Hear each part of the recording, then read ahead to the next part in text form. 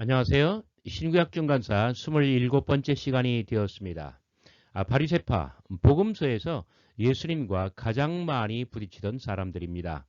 그만큼 복음서에 자주 등장하고 예수님과 함께 복음의 레파토리를 형성해가던 가장 중요한 사람들이었다라고 볼 수 있습니다. 물론 가장 좋았던 사람들이라는 그런 뜻은 아니지요.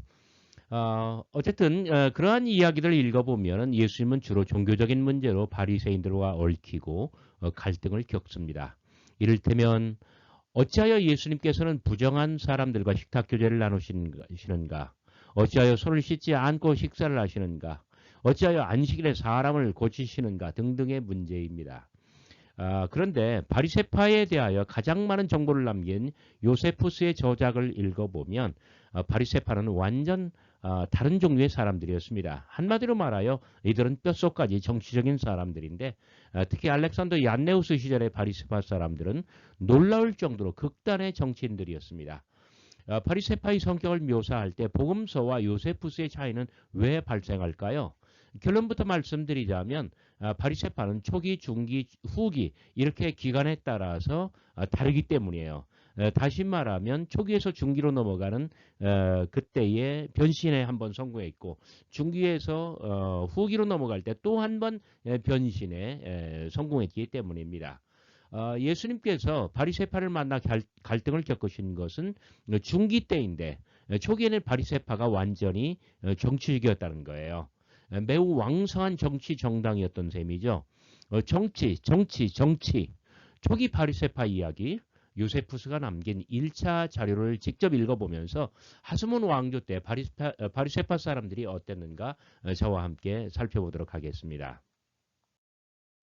우리가 바리새파를 연구할 때 몇 가지 집중적으로 살펴야 할 주안점이 있습니다. 그 첫 번째는 바리새파가 사회 구성과 계층의 측면에서 어떤 사람들이었는가, 제사장 계열이었는가, 평민이었는가. 이것은 오늘날 교회로 말하면 안수받은 성직자 계층이었는가, 아니면 안수받지 않은 예를 들어서 뭐 장로님, 권사님, 안수 집사님, 서리 집사님 이런 평신도 계열이었는가 이걸 물어보는 거예요. 바리새파는 제사장 계열이 아니라 평민 계열이었습니다. 레위 지파가 아니라 그 외에 다른 지파 출신으로 일반인이었다는 그런 점입니다. 그러한 자들 가운데서 율법을 열심히 연구하고 율법에 올인하는 그런 사람들이었다라고 말할 수가 있죠. 두 번째는 기원의 시절 하스몬 왕조에서 바리새파는 어떤 집단이었는가? 그들은 어떤 종교 이념을 정치 현실에 구현하고자 하였는가? 그들이 왕조를 들었다 놨다 할 만큼 가장 큰 영향력이 극대화된 반체제 정치주의였던 이유는 무엇인가? 그들은 어떤 여호와의 성결이라고 하는 종교 이념을 하스몬 왕조 그 정치에 구현하고자 하였습니다. 바로 그런 점에서 하시딤 마카비 독립운동을 일으킨 하시딤의 어떤 그 초심을 가장 많이 유지한 사람들이라고 볼 수도 있습니다. 그런데 그들은 바로 이런 점에서 일반 백성들, 유대인들의 지지를 굉장히 많이 얻었어요.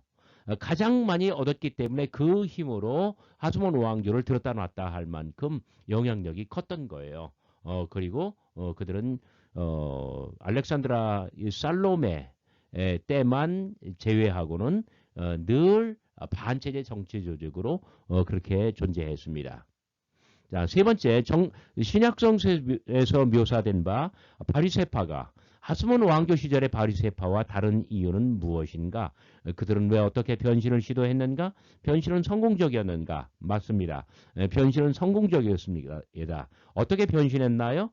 그러니까 이 여호와의 성결이라고 하는 종교 이념을 정치 현실에 구현하는 것이 아니라 개개인의 생활에다가 적용하는 걸로 그래서 정치에서 어떤 정결로 정치에서 종교로 변신에 성공을 했던 거예요. From politics to piety 또는 From politics to religion 이렇게 정치로부터 종교로 변신에 성공한 케이스라고 말할 수가 있습니다. 1차 자료와 요세푸스의 소개. 1차 자료는 요세푸스의 유대 고대사와 유대 전쟁사 이 두 개의 문서에 가장 많이 남아 있어요. 그 다음에 랍비 문어는 그 이후의 상황에 대해서 많이 남아 있고요.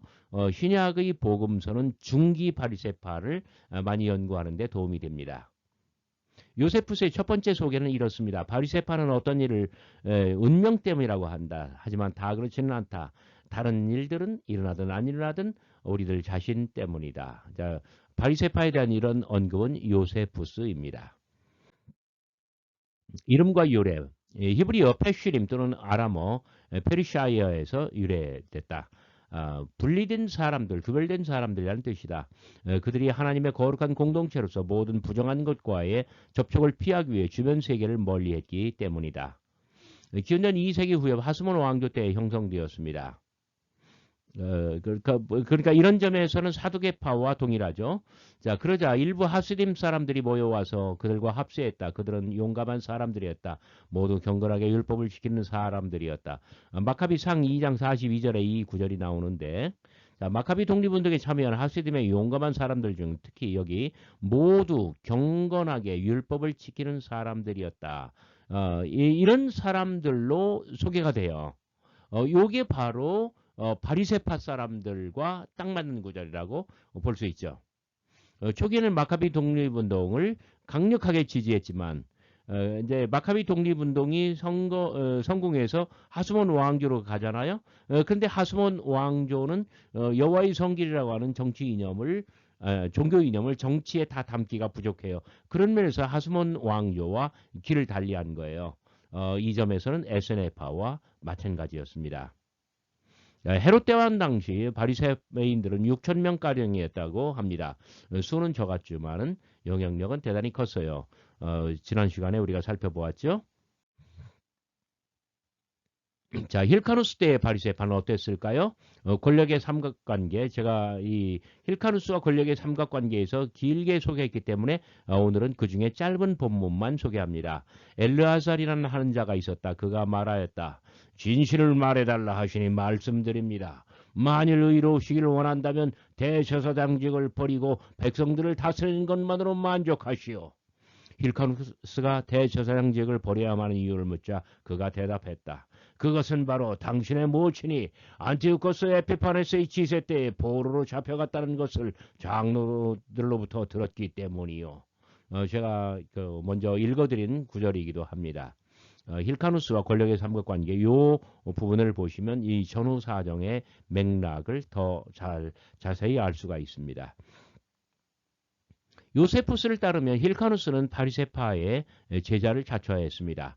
그러나 엘르아살이라고 하는 이 꼬장꼬장한 바리새인은 어머니를 부정적으로 언급했고 힐카누스는 분노했습니다. 그 일로 힐카누스는 바리새파를 멀리했고 요나단이라는 사두개인이 힐카누스의 최측근으로 부상하였습니다. 여러분 기억나시죠? 바리새파의 반란의 시작. 자, 여기서부터는 처음 소개되는 부분인데 보십시오. 알렉산더에 대하여는 그의 백성이 그에게 반역을 일으켰다. 나라 전체가 그 사람 때문에 흥분했기 때문이다. 장막절 축제 때에 그런 제단 곁에 서서 제사를 드리려고 하고 있었다. 다른 데서 설명했듯이 장막절 축제 때 모든 유대인은 지팡이와 레몬을 시참하는 게 관례였다. 자, 요 관례를 따라서 모든 유대인들이 지팡이와 레몬을 지참하고 장막절 축제 때에 예루살렘 성전에 올라가서 제단 곁에 서서 제사를 드리려고 하고 있습니다. 그런데 그들은 그에게 레몬을 던지며 공격했다. 이에 더하여 그들은 그가 포로된 자의 자손이므로 그 직분에 부당하며 제사도 드릴 수 없다고 하면서 모욕적인 언사로 해를 가했다. 이 일로 분노가 극에 달하여 그는 그들 중 대략 6천 명을 죽였다. 그리고 제사장들만이 들어갈 수 있는 담장까지 제단과 성전 주변에 나무 벽을 쌓아 사람들이 자기에게 접근하지 못하도록 하였다. 그 후 그는 아랍 왕 오베다스와의 전쟁을 시작했지만 거칠고 험난한 지형에서 매복을 당했고 이내 수많은 낙타들에 의해 가울라니스의 한 마을인 가라다 근처의 깊은 협곡으로 밀려났다. 그는 거기서 간신히 살아남아 예루살렘으로 도망쳤다. 이 부분 보면은 백성들과 얀네우스 사이에 얼마나 이 뭐랄까요 대결이 치열했고 그리고 얀네우스가 수세에 몰렸는지 몰라요. 그때 모든 유대인들이 레몬을 던지면서 공격했어요. 오늘날로 말하면 이 생달걀을 던지면서 노른자가 터져서 옷에 낭자이 흐르게 만드는 것이죠. 근데 그때 그 이유가 뭐예요? 포로된 자의 자손이므로, 그러니까 그 어머니가 그 힐카루스의 어머니가 포로된 적이 있었고, 알렉산더는 그 포로된 어머니의 손자잖아요. 그러니까 이 부적격하다고 제사를 집행할 수 없다고 해요. 이 일로 6천 명이나 죽였다는 거예요. 한꺼번에 6천 명을 죽였다. 얼마나 끔찍한 사건입니까? 그 다음 본문입니다. 요동치는 민심과 안내수의 보복. 그러나 나라 전체가 이 불행으로 인하여 그를 공격했을 때 그는 나라를 상대로 전쟁을 일으켰고, 와, 얀네우스가 그 왕이기 때문에 그 자신이 나라라고 할 수 있잖아요. 그런데 그가 나라를 상대로 전쟁을 일으켰대요. 여기 나라는 특별히 누구를 말할까요? 바리새인들 플러스 백성들을 말하는 것이죠. 6년 동안 5만 명 이상의 유대인을 죽였다. 조금 아까는 5천 명, 6천 명 죽였죠. 이번에는 5만 명 죽입니다. 그리고 그가 자신을 향한 적개심을 그치라고 엄명을 내렸을 때 백성들은 그간의 일들을 인하여 그를 더욱 증오하기만 했다. 그러자 그가 그러면 자신이 무엇을 해야 할지, 내가 어떻게 하면 좋을지 물었다. 그랬더니 모두가 다 한 목소리로 죽어라, 죽어라, 죽어라 이렇게 부르짖었다. 야, 얀네우스와 백성들 사이에 대결이 얼마나 치열했습니까? 그리고는 아카이로스를 데메트리우스에게 보내와서 자신을 도와달라고 요청했다. 하여 데메트리우스가 군대를 이끌고 와서 그를 부르는 자들을 데리고 쉐켐 근처에 진을 쳤다. 알렉산더는 자기 진영의 용사 6,200과 자기를 따르는 유대인 2만을 거느린 채 데메트리우스를 상대로 나아갔다. 그때 데메트리우스에게는 3천의 기병과 4만의 보병이 있었다. 세 번째 본문입니다. 진압과 최후의 보복. 데메트리우스가 이겼고 알렉산더의 용사들은 충성심과 용기를 보이며 죽었다. 물론 데메트리우스의 군사들도 많이 죽었다. 하여 알렉산더는 산으로 도망쳤다. 거기서 오히려 그가 가여워 유대인 6천 명이 그의 편으로 모여들었다. 이때 데메트리우스는 물러갔다. 이후 유대인들이, 자, 요게 반전이에요. 유대인들이 알렉산더와 싸웠지만 패배하였고 그들 중 많은 이들이 전사했다. 여기 알렉산더는 얀네우스를 뜻합니다. 알렉산더 얀네우스. 그러나 자, 여기서부터 반전이에요. 그는 알렉산더 얀네우스는 그들 중 가장 힘이 센 사람들을 잡아 베토마 성에 가두고 문을 잠갔다. 그리고 도시를 완전히 장악한 후 그들을 예루살렘으로 끌고 갔다. 그리고 거기서 가장 잔인한 짓을 자행했다. 눈에 잘 띄는 곳에서 첩들과 잔치들을 즐기면서 그는 유대인들 800명을 십자가에 처형시키도록 명하였다. 그리고 아직 살아있는 그 가련한 자들의 눈앞에서 그들의 자녀들과 부인들을 끔찍하게 살해했다. 이것은 그가 겪은 상처에 대한 보복이었다. 그러니까 조금 아까 막 죽어라 죽어라 죽어라 할 때에 그때 받은 상처가 얼마나 컸느냐 이거예요. 그래서 그 눈에 잘 띄는 곳에서 십자가를 세워놓고 그 자기는 그 십자가 밑에서 이 첩들과 잔치를 즐기면서 유대인 800명을 십자가에 못 박아 죽입니다. 그리고 아직 살아있는 가련한 자들 앞에서 자녀들과 부인들을 또 끔찍하게 살해합니다. 이 모두가 다 상처 때문에 했다는 거예요. 이렇게 바리새파와 알렉산더 얀네우스다의 관계는 최악에 다다랐고 아주 극단에 달했습니다. 자, 바리새파가 정치적으로 가장 왕성했고 하스몬 왕조와 가장 크게 갈등을 일으킨 것은 바로 알렉산더 얀네우스 때였습니다. 알렉산더의 얀네우스의 치세가 굉장히 길어요. 104년부터 76년까지. 그러니까 거의 그러니까 32년 동안이네요.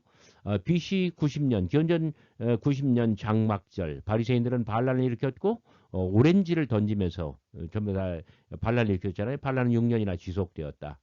그때 셀류커스의 데메트리우스가 바리새파를 도왔다. 그러나 최종적으로 얀네우스는 바리새인들을 800명이나 예루살렘에서 십자가에 매달아 끔찍하게 처형할 만큼 그렇게 박해를 가했습니다. 반란에 참여했던 8,000명은 해외로 도주하였습니다. 그러니까 알렉산더 얀네우스 때 이렇게 핍박당한 바리새인들의 수만 하더라도 8,800명이나 되네요. 굉장히 끔찍했죠.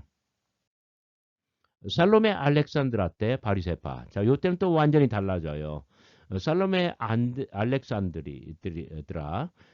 알렉산더 얀네우스 가지고 죽고, 그 부인 살로메 알렉산드라가 통치권을 계승했습니다. 76년부터 67년까지 9년 동안이었습니다. 여왕은 율법을 엄격하게 지켰습니다. 바리새파와도 잘 맞았습니다. 유대인들이 오직 그녀의 권위에만 경의를 표할 줄 확신하였으므로 알렉산더는 왕조를 자기 부인 알렉산더에게 물려주었다. 그녀는 결코 잔인하지도 않았고 자기의 악행에도 언제나 반대하였으며 백성들이 사랑하는 사람이었기 때문이었다. 그러니까 그러니까 살로메 알렉산드라와 바리새파 그리고 일반 유대인 대중과는 관계가 굉장히 부드러워요. 그래서 알렉산드라에 대해서는 늘 아주 애틋하게 좋은 기억으로만 남아 있습니다. 그의 이런 기대는 결코 끝나지 않았다. 이 연약한 여인이 경건에 대한 명성 덕분에 굳건한 통치를 이어갔기 때문이다. 그녀는 진실로 민족의 전통을 매우 엄격하게 지키는 자였으며 거룩한 율법을 어기면 그 누구라도 직분을 빼앗고는 하였다. 바리새파와 화해했죠. 알렉산드라 곁에서 그녀가 성장하듯 바리새파도 일어났다. 그들은 종교를 준수하는 데 있어 백성 중 누구보다도 명성이 컸으며 율법을 가장 잘 주창하는 유대인 무리였다. 스스로 매우 독실하였던 그녀는 지극히 큰 경의를 표하며 그들을 그러니까 바리새파에게 경청하였다. 그들은 순전한 여인에게서 점차 유리하게 되었고 조정의 진정한 자문관이 되어 그들이 원하는 자들을 추방하거나 다시 불러들일 수도 있었고 풀거나 매고 할 수 있었다. 마태복음 16장 매고 푸는 권세 요게 바로 여기에 해당하죠. 자, 여왕은 바리새인들과 화해하였습니다. 바리새인 중 서기관들은 이때부터 사내들인에 들어가게 되었고요. 그들은 하스몬 왕조 정치에서 최후의 승자가 되었습니다. 그들은 나라의 중대사를 직접 결정할 수 있었습니다. 그래서 세 번째 본문 어떻게 됐을까요? 사두개파를 척결하는데 그래서 온 나라가 다 조용하지만 바리새인들은 아니었다. 그들은 애써 여왕의 비유를 맞추려 하였고 여왕을 설득하여 그 800명을 죽음으로 몰고 가도록 알렉산더를 종유했던 자들을 다 색출해서 죽이도록 하였다. 그들은 한 사람 한 사람을 찾아서 죽이다가 마침내 가장 중요한 사람 최후의 일인 누굽니까? 디오게네스를 끌어내렸고 그도 죽여버렸다. 고대사에 나왔어요. 전쟁사에는 어떻게 나왔을까요? 하여 그들은 알렉산더의 친구로서 이름을 날리던 디오게네스를 사형에 처하게 하였다. 그 당시 왕에게 800명을 십자가의 형에 처하도록 자문하였기 때문이다. 그러니까 결국은 이 원인을 끄잡아내서 문제를 해결하는 거예요. 자, 살로메 알렉산드라는 반란 때 알렉산더 얀네우스에게 종용하여 바리새인들을 학살케 한 디오게네스와 나머지 적들을 다 아주 일망타전합니다. 헤롯 때 바리새파는 어떻게 됐을까요? 또한 유대인 중 한 집단이 있었는데 그들은 자신이 조상의 관례에 충실함을 자랑스럽게 생각하였고 하나님께서 인정하신 율법을 잘 지킨다고 자부하였다. 그들은 바리새인이라고 불렸다. 바리새인들은 굉장히 헤롯 대제 때에 좋은 사람들로 인정을 받았다는 거예요. 조정의 여인들도 그들을 따랐다. 이 사람들은 예주로서 왕을 크게 도울 수도 있었다. 그러나 자 여기서 반전입니다. 그들은 명백히 그와 싸우고 위해를 가하기도 하였다. 바리새파는 사이가 좋기도 하지만 늘 어떤 선택적 비판자였다는 거예요. 비판적 지지자였다는 거예요. 적어도 모든 유대인들이 가이사와 왕의 통치에 충성할 것을 맹세할 때에 이 사람들은 6천 명이나 맹세를 거부하였다. 그러니까 헤롯 대제 때에 바리새파 사람들은 대략 6천 명을 헤아렸는데 그 전부가 맹세를 거부하였다는 거예요. 마치 조선인들 가운데 신사참배에 거부하는 것처럼 그렇게 말이죠. 왕이 그들에게 벌금을 부과했을 때 페로라스라고 하는 사람의 부인이 그들을 위해서 벌금을 다 납부해 주었다. 자, 페로라스라는 이름을 잘 기억해 주시기 바랍니다.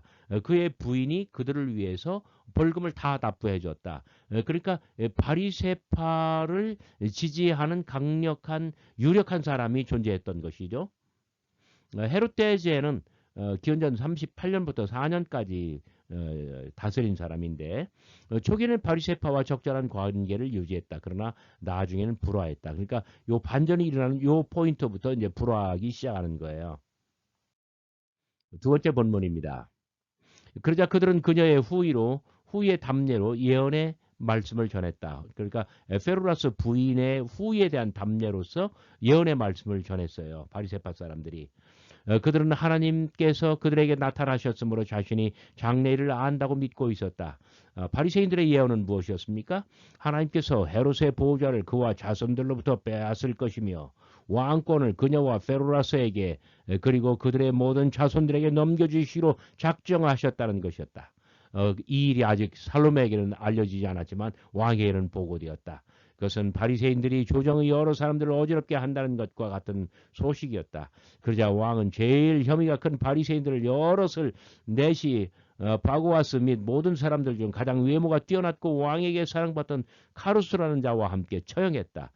그는 또한 자기 가문에서 바리새인들을 말한 것을 인정하는 사람들을 모두 죽였다. 그러니까 헤롯 대제의 34년 동안 이 헤롯 그 통치의 초기에는 바리새파 사람들을 굉장히 경청했고 존중했고 그 말을 들었어요. 그런데 이 페루라스의 일로 말미암아 헤롯은 바리새파와 점차 소원해지다가 바리새파를 핍박하는 사람으로 바뀌었던 것입니다. 바리새인들은 조정에서 헤롯을 대항하여 음모를 꾸몄고 헤롯은 주동자 여러 명을 처형시켰다. 이때를 끝으로 바리새파 사람들은 더 이상 정치 권력을 휘두르지 못했다. 이 사건으로 바리새파는 사실상 초기 바리새파는 그 막을 고하게 됩니다. 자, 초기 바리새파를 정리할까요? 그들은 정치 결사체였습니다. 바리새파는 사두개파와 같은 제사장 계열이 아니라 평민 출신이었습니다. 사두개파는 제사장 계열이지만은 이들은 평민 출신이었어요. 그들은 율법과 정결 이념을 정치와 생활에 구현하고자 하였다. 하스몬 왕조에서 바리새파는 신약성 세에서 보는 바리새인들과는 아주 다르다. 바리새파는 유대인들의 정치 세계로부터 결코 물러나지 않았다. 이들은 광야로 나간 에세네파와는 정반대했다. 오히려 그들은 언제나 정치판의 중심에 존재했고 그들은 종교적 집단보다는 매우 잘 발달된 정치 집단이었던 것이다. 에세네파처럼 하스몬 왕들이 사독 계열이 아니면서 대제사장직을 점유했다고 저항하지는 않았다. 바리새파는 근본적으로 하스몬 왕조를 인정했다. 그보다는 힐카누스의 어머니가 포로된 적이 있다는 점을 문제시하였다. 우리가 살펴본 바죠. 살로메 알렉산드르 때만 제외하면 반정부적인 입장이었다.